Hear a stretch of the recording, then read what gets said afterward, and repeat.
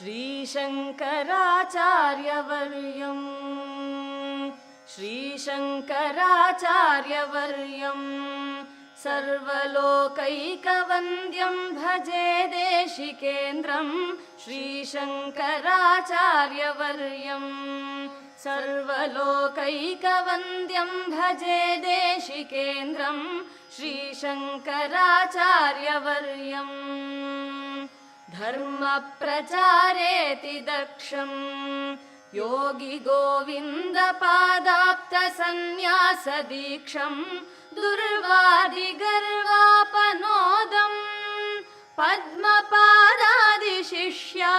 संसेव्यपादं श्रीशङ्कराचार्यवर्यं सर्वलोकैकवन्द्यं भजे।